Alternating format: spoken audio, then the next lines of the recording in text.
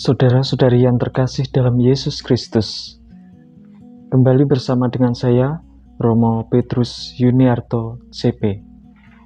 Pada hari ini kita akan merenungkan bagaimana cara berpuasa.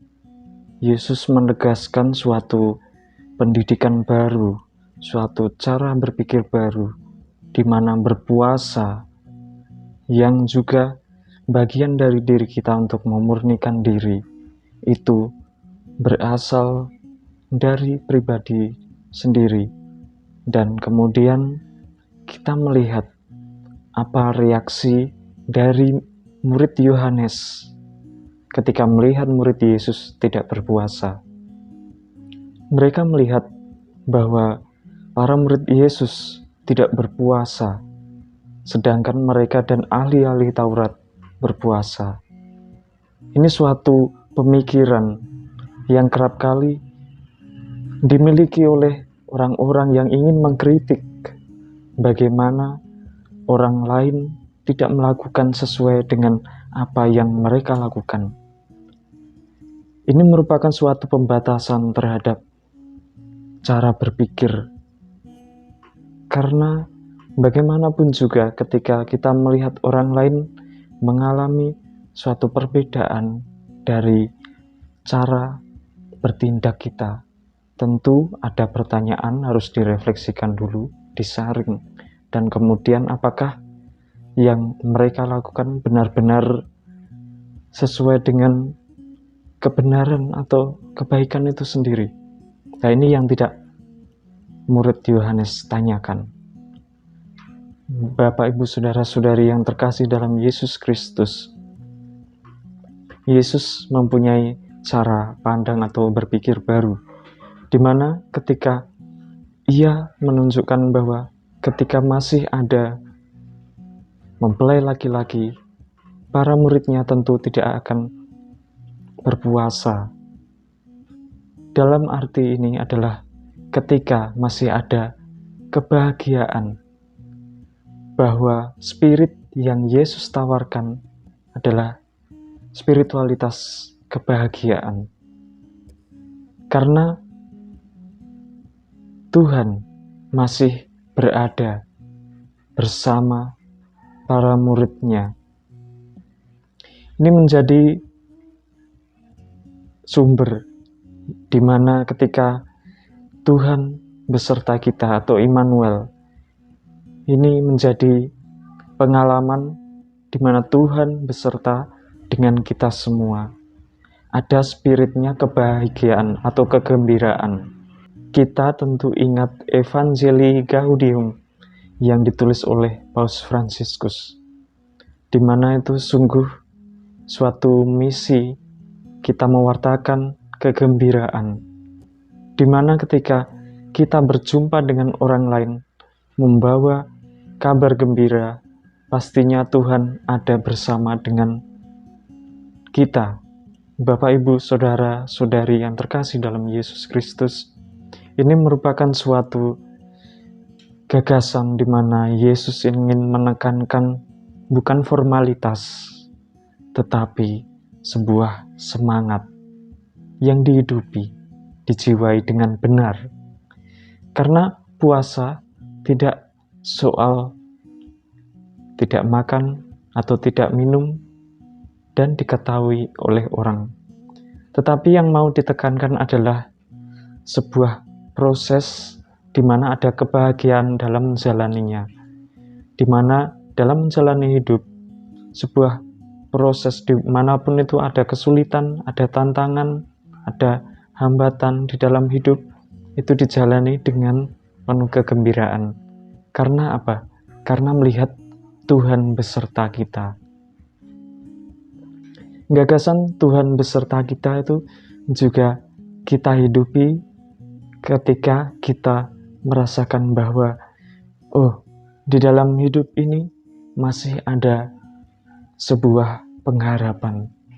Ketika dalam menghadapi kesulitan, entah di saat ketika kita sebagai pelajar, di saat ujian, atau kita sebagai guru, di saat kita mengajar banyak permasalahan, atau kita dalam rumah tangga ada sebuah konflik, ini menunjukkan bahwa kita harus siap sedia dan berharap ketika kita mengalami kesedihan, kesengsaraan, atau penderitaan, kita harus ingat Tuhan. Kita harus membawa Tuhan dalam hidup kita dengan cara memaknainya, sehingga kita mampu bertemu dengan Tuhan ketika itu dilandasi oleh rasa bahagia. Bapak, Ibu, Saudara-saudari yang terkasih dalam Yesus Kristus, ini tentu merupakan bagian dari proses kehidupan kita, di mana ketika kita merasa diri benar, maka langkah selanjutnya adalah mencela atau mengolok orang lain. Nah, di sini ada pertentangan di mana kita sebenarnya melakukan kebaikan, tetapi tujuannya tidak tercapai.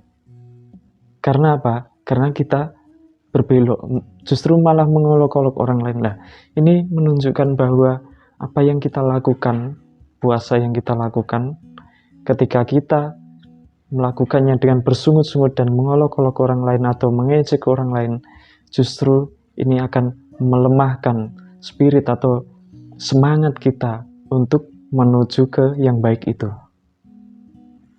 Begitu juga ketika kita melakukan pekerjaan kita juga.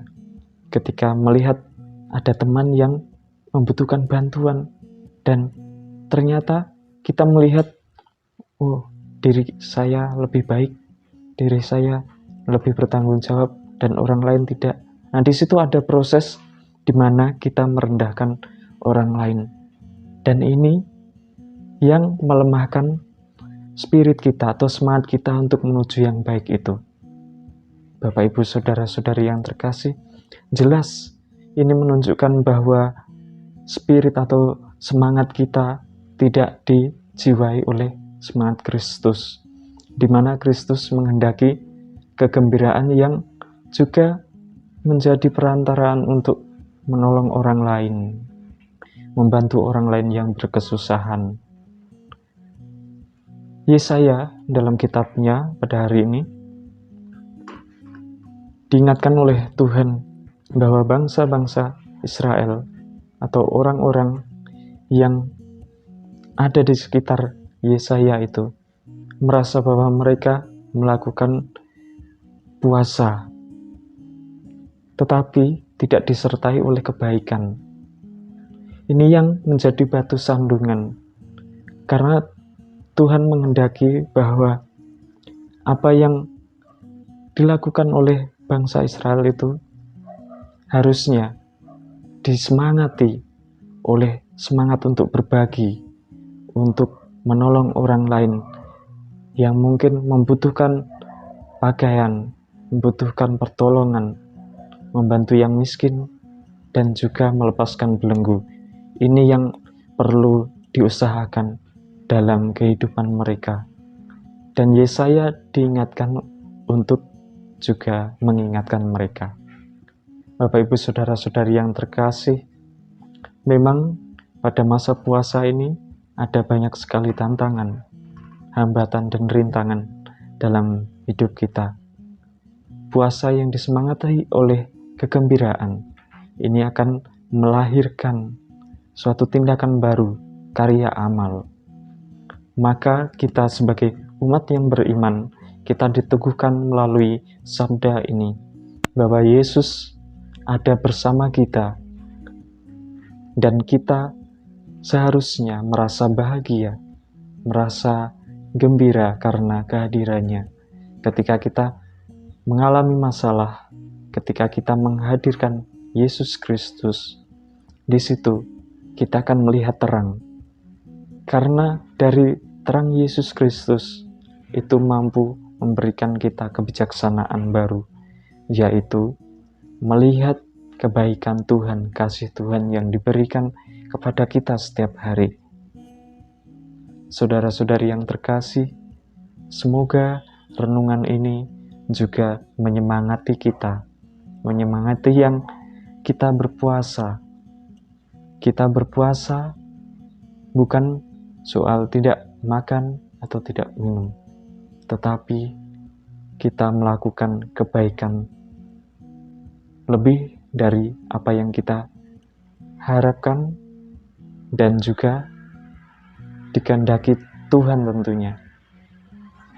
Saudara-saudari yang terkasih, kesempatan berpuasa dan melakukan tindakan baik ini adalah kesempatan untuk menunjukkan bagaimana kebahagiaan kita itu diukur dari bagaimana kita memaknai hidup dan menghadirkan Tuhan setiap hari, sehingga kita semakin semangat dan terus menjalani hidup ini selalu penuh dengan kebahagiaan.